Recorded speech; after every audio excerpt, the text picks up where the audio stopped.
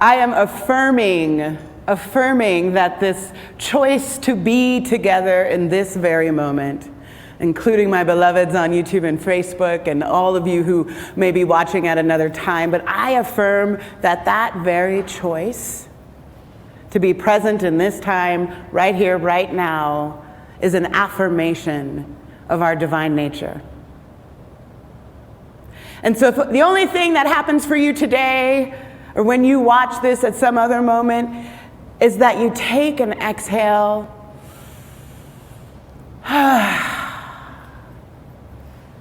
and get a glimpse of your truth. Just have a moment where your shoulders drop for a second and you relax into the glorious divine nature that is you. On my drive over, I was thinking about this series of courageous transformation, this idea that the courage that we need to be who we are.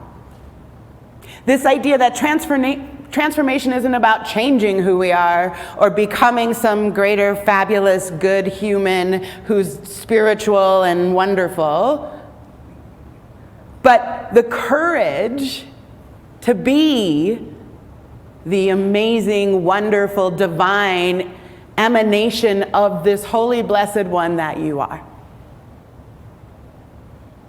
The courage to meet yourself and know your goodness. That there's nothing to fix, there's nothing to change. The transformation is simply about who we understand ourselves to be. And so last week we were talking about the courage to be awake, the courage to be present to the isness, as I like to call life. And mostly what we went over was the common things that tend to get in our way to being present and awake. The circumstances, the difficulties, the arrows and the swords that tend to be in the way. But as I was driving over this morning, when I drive over, I always listen to the gospel station and sing my way here. That's one of my prayer activities. And I was listening to Whitney Houston sing "Eye on the Sparrow." Anybody heard that version? So good! Makes me cry every time. And I was thinking about the gift of all gifts. To know in every fiber of your being that you are an emanation of divinity. To know that without fail, the presence and the power of the One is always present in you, as you, through you, and all around. And that discipline that Howard Thurman was speaking of in the reading, to rest in that. That we can relax and rest in this truth. That the eye is always on the sparrow. And God is always watching me. That there is never a moment of aloneness. That there is never a moment where we can step so far outside of ourselves that we lose our divine nature. It cannot be. It is not one of the choices. You can't take a break from the nature of who you are. But boy, we can run. Boy, we can work overtime to avoid this incredible, glorious self. To numb ourselves, to deny, to busy ourselves beyond all the busyness, which is, I think, the favorite of our culture. Right? Anybody know about busyness? Give me a thumbs up to those of you online. That idea that if I just stay in motion, if I just stay productive, if I just do all the things, then maybe I will finally feel worthy. then maybe I will feel the truth of this idea that I am a divine emanation of the One. And I'm telling you, I believe it is the greatest ill of our time that we separate ourselves from this truth. That you and I don't know the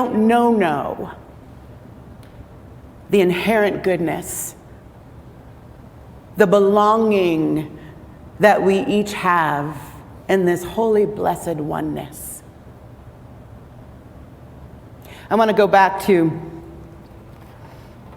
the reading from Howard Thurman, and he says, "How hard it is to wait for the renewal of my strength. I know that I am surrounded by all kinds of limitations of mind and spirit, even of will. I want to wait upon the Lord, but somehow I cannot bring myself to it. I want to know the truth of who I am.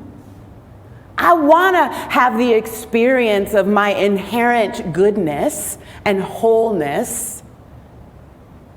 I want to break from the anxieties that are holding me hostage." Anybody else want to break from anxiety? I see you all the way in the back, my Kai, my Michael. That constant sense of not enoughness. That constant sense of there's not enough time, there's not enough love, there's not enough money, there's not enough people doing right. That is not what is true. And yet we spend the majority of our waking time and thoughts on all the things we're afraid of. I want you to take a minute right now, and literally just 1 minute. Let's take the next 60 seconds. And I want you to sit. Close your eyes if you're willing. And just allow the list to run of all the things you are worrying about right now. And I'm telling you, 60 seconds won't be enough, but we're going to just do 60 seconds.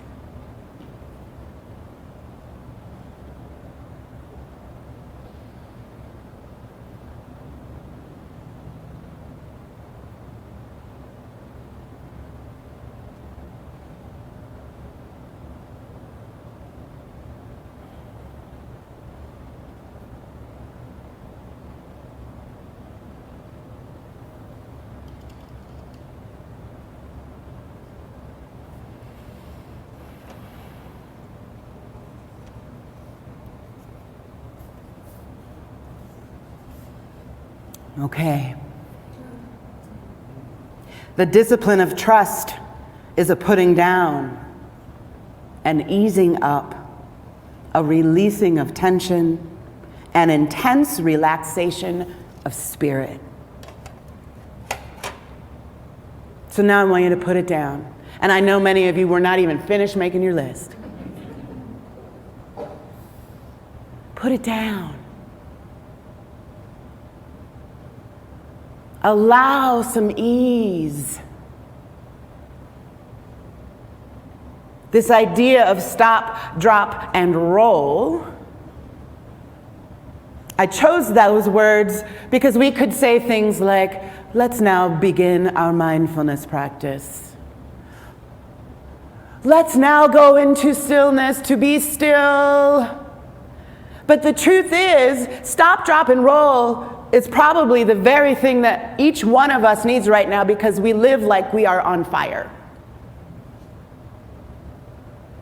We live like something is on our heels, and if I just move fast enough, and if I just break ankles, and if I just keep moving, then I can put the fire out. I can keep the thing from catching me. What is chasing you? Anybody? Shout it out. Put it in the comments feed for me. What is chasing you? Why are you running? Come on. Pain. Fear. Fear. Doubt. Not enough time. Not wanting to, I don't want to feel. not wanting to fail. And if anybody's watching the comments feed, you can shout those out for me. Hopelessness. Hopelessness. Loneliness. Not enough money. So tell me what happens when it catches you. Because every single one of the things that I heard you tell me you're running from has already caught you. Already caught. We're already afraid. We already spend a ton of time worrying about what we lack. We spend a ton of time worrying about the future, the failure that might occur, the success that might occur. So if this is already what we are experiencing, if you are already afraid and worried and doubting and lonely and feeling hopeless, if that is already so, what do you need to run for? Because then it's true. Oh. So I want to take another moment right now, and from this place of just pretending, let's just pretend to trust. Let's pretend to trust that there is a greater good that is always holding us. Pretend to breathe with me for a moment into this place of stopping. This very moment you and I have set aside to be together is a holy, sacred moment where we recognize and remember the Holy Blessed One. So let's do that. I want you to stop. I want you to put down the list and just breathe with me for a minute. Even if you have to pretend that there is a greater good holding you up right now, breathing your breath right now. Let's pretend for a moment.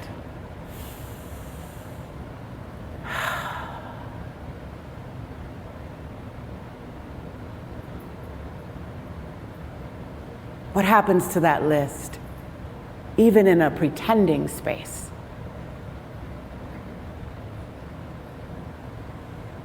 What happens to that anxiety?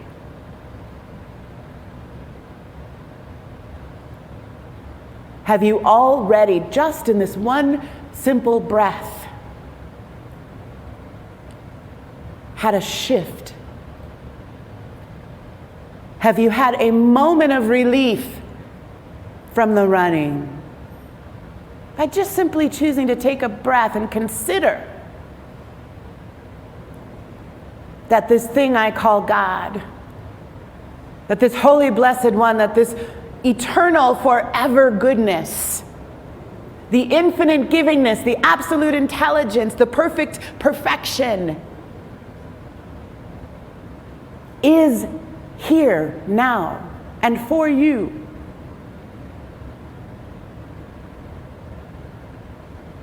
This is what Howard Thurman was talking about. This is the activity of waiting upon the Lord.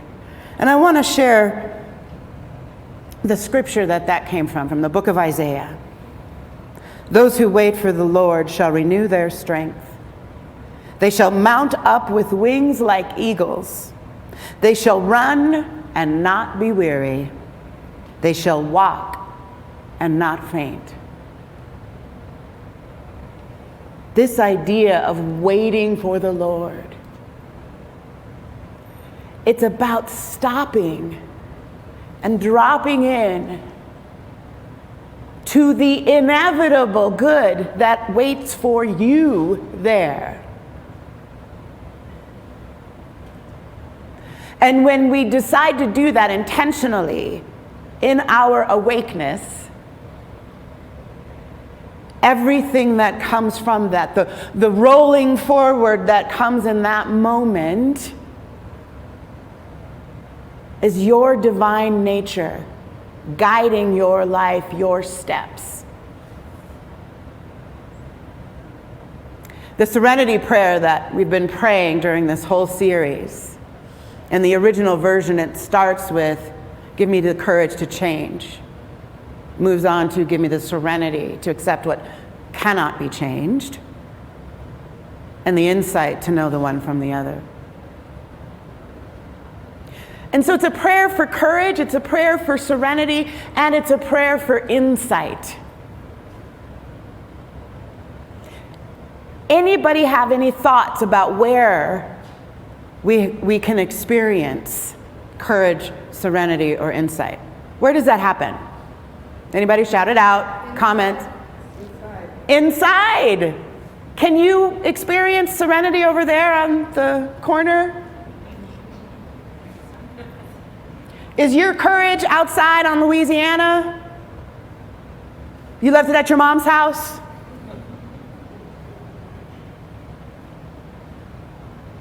Where do you get to have insight?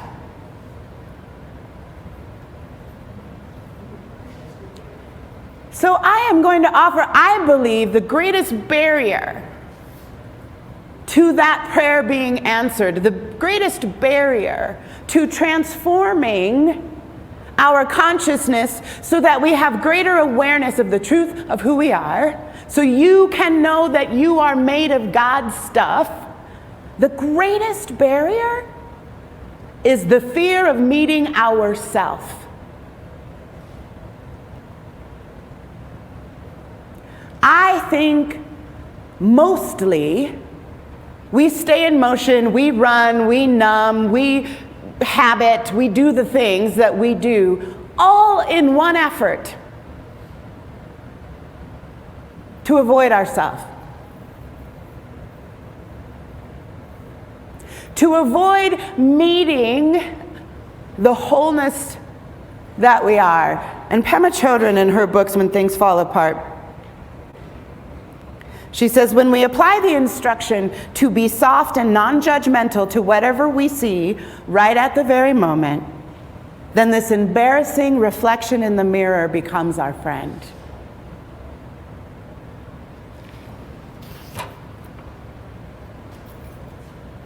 I know a lot of people who have shared with me that they've spent years of their life avoiding mirrors. Anybody have anxiety about a mirror? Good. Not anymore. It may not always be a conscious thought, and sometimes I think the habit of running and avoiding is such a normal way of being, we often don't even have conscious thoughts about it. We're just in it. But take a moment when you were telling me what you were running from, and I want every single answer that came was an internal experience. You notice that? Anybody? Everything that we are running from is something we want to avoid in ourselves. I don't want to feel fear. I don't want to feel lonely. I don't want to feel afraid about money. Every single thing that we put a lot of effort and resources in is this avoidance of self. Pema Chodron also says in the book, the only thing or book we need to study is ourselves. And it's all we need to know, all that we need to know. So what happens when we stop? When you drop into your own nature and meet yourself right where you are, with the list, with the regrets, with the concern about your future, and even meet your anxiety. What if you just stopped and dropped into all that you are right now?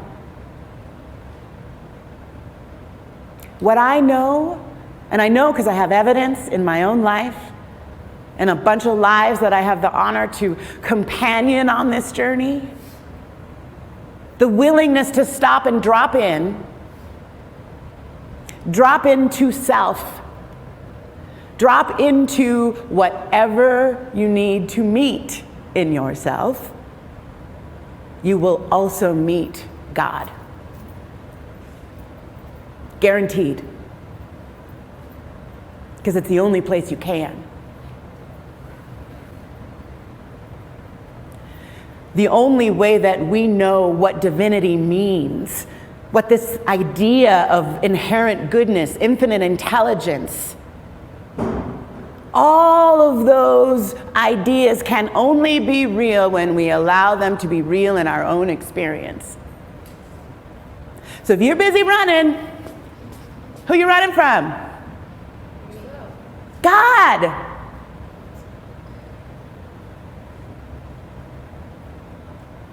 God is not out here sitting on a cloud with like a checklist and some gold stars.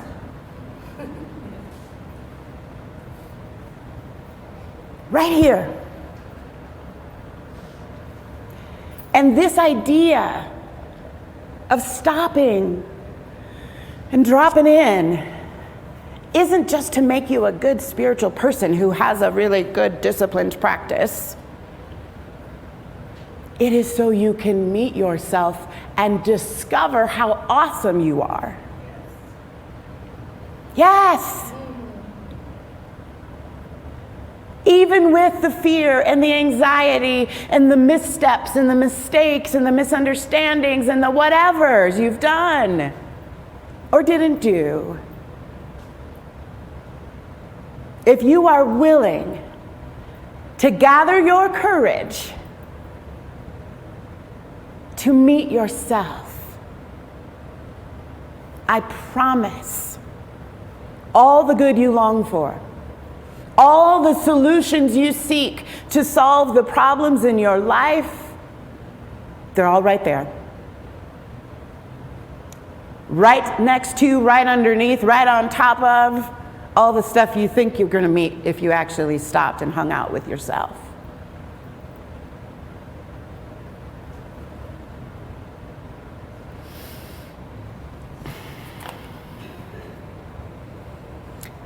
Howard Thurman from the reading, teach me to trust, to work for the renewal of my strength, all without pressure and without paying hostage to my anxieties. Would anyone like to get free of anxiety? Stop. Sit with yourself.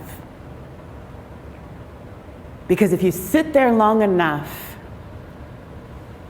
if you meet yourself as a friend, like Pema Chodron explains,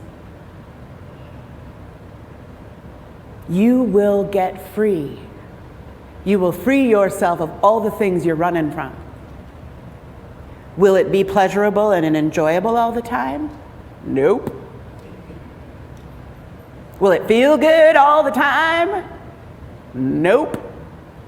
Is it convenient? No. And I just saw somebody say, well, yeah, maybe it's convenient. Here's the thing that actually is very convenient about being with yourself. You're already here.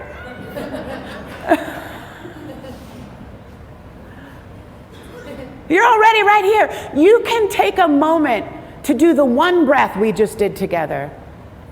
Anytime. You don't have to have like the perfect yoga mat or meditation cushion. You don't need perfect silence. You don't need your neighbors to be quiet. You don't need your mom to stop talking to you. You don't need the rules at school to change, the rules at work to change in order for you to take a breath and pay attention to yourself. It's actually very convenient. But I hear all the time, I don't know how to make time for this. I don't know how to fit meditation or stillness into my life. Really? Take another breath with me right now.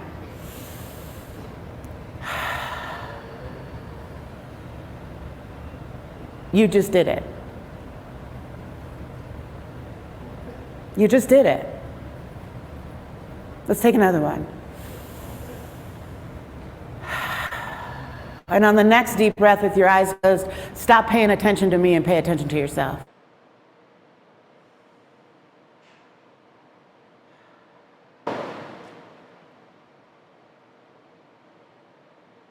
And on the next deep breath, I want you to notice what you're experiencing as you pay attention.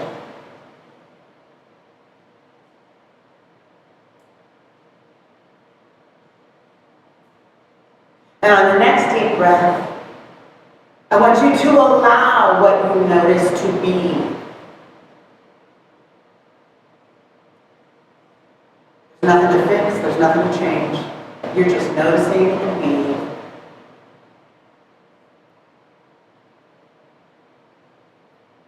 This is how you stop, drop, and roll. You guys, that took less than 60 seconds. So maybe stop telling an untrue story that you don't have time. You could do this 50 times a day and still do all the other things. You could do this every time you go to the bathroom. You could do this every time you wash your hands. You could do this every time you open a door.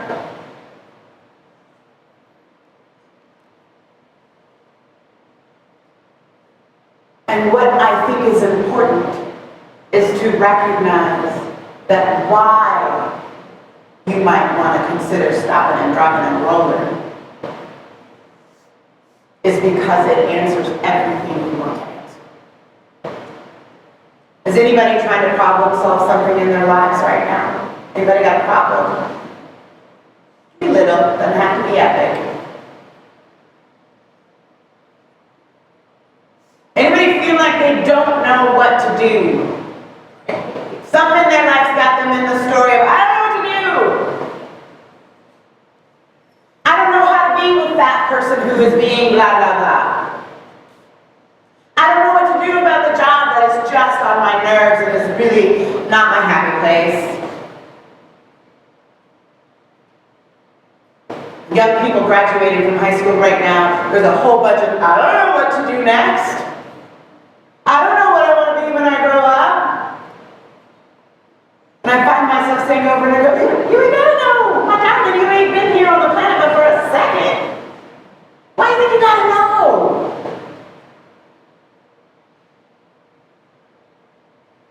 Every single problem has a solution, and it starts with, I am already whole.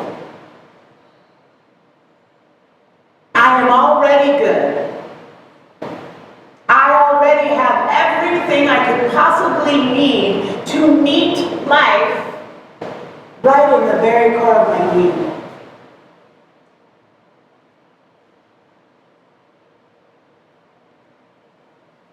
There's a story, and I believe it's from the mystical tradition of Islam, that there is a man sitting on the side of the road, and he is sitting on a box begging. And for years, sitting, begging. And finally, someone stopped to put a couple coins in his bowl, and they asked him, they said, how long have you been sitting out here? And he was like, oh, I don't even know now, it's been so long. It's been years and years. Big chunk of my life. And they said, that's an interesting box you're sitting on. Where'd you get that box? And he said, oh, I've had it. Had it since I was a kid. It's what I sit on when I'm begging. He said, well, what's in it? He said, oh, it's empty. There's nothing in it. I don't know. I haven't looked. Let's look. Box this man's been sitting on for years and years and years that he hasn't bothered to open. Opens the box with his new friend. It's filled with gold. You are sitting on the greatest treasure you could ever need. Stop and open the box. If you really understood who you are, what you are made of, all the resources, all the wisdom, all the strength, those that wait upon the Lord for the renewal of their strength, which is from the Hebrew text. We've been knowing this truth for a long time. We do it so we take the time to turn our attention to the gold that is right at our fingertips, to the answers, to the wisdom, to the courage. It's all right here. Been here all along.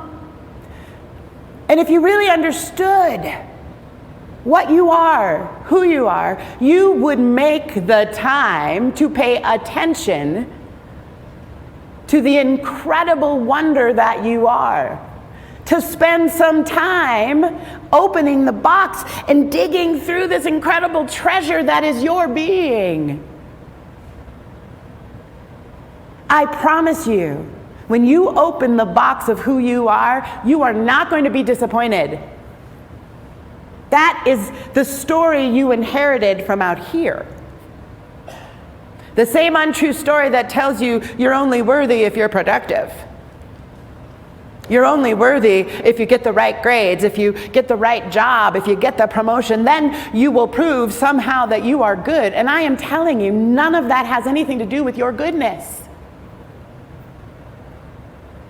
That the time and the effort and the attention that you give to yourself, to your true nature, is the greatest reward you could possibly seek.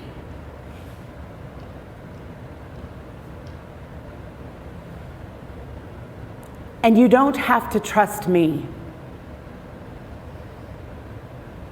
Trust the process. Trust that when you take those moments, even those 60 seconds, something happens. When you allow yourself to drop in and notice what is actually happening in that quiet, in that stillness, in that time you set aside to be with yourself. When you notice the facts, you will notice the infinite peace and serenity that you discover there.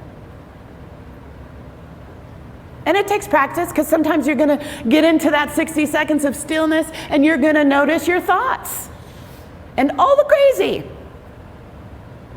You're going to notice the stories you tell. But honey, that is treasure too. But when you meet yourself, when you meet your Godness, and you do so knowing that you're going to meet a friend, that you are going to meet someone who is good and worth love. You can meet those crazy thoughts. You can meet the lists and the stories. You can meet them with some gentleness and some compassion. You can be like, wow, my list is long today. Wow, listen to the story I am telling for the 897,000th time that I know to be untrue. And if you sit there long enough, if you do it long enough, I promise you, you will discover the treasure that you are. There is no other possibility, because you are an emanation of the divine. You are all good and only good. And you deserve to know it and have that experience. You are absolutely worth your own time. This is how we awaken and transform our understanding and experience of our divine nature. It's a worthy endeavor, and I invite you to take it with me. Let's anchor this in prayer. What I know about the Holy Blessed One is it is all there is, never missing, the beginning, the middle, the end, and beyond. It is the ground we stand on. It is the air we breathe. It is the flesh we are made of. It is what we understand and what we do not understand. It is what we can see and so much of what we can't. And I know because that Holy Blessed One is life itself, capital L life. It is the beginning of all creation. It is moving right now as creation, which means it's moving right now as you, as me. And as I allow myself to drop into that truth and roll with that idea, I discover breath by breath that good is right where I am. That every solution I seek rises from this divine nature and moves me in right action. It wakes me up to the divine authority that always knows what to do, that is in my mind right now. And it delights me. I revel in it. I rest in it. I thank God for it. Because it is so good. So good to be conscious and aware of the aliveness of the one that is living itself as me, as you. I celebrate it. I allow it to continue to grow me and blossom me and every single one of us. Knowing that because we've each said yes to turning our attention to within, to giving ourselves the holy time to remember how sacred we are, because we do that, the world changes. Life just gets more beautiful and more good. So I rest in that. I rest in that unfolding. Letting it bloom into the trust of a child who just delights in it all. Join me in this knowing by saying amen, and so it is.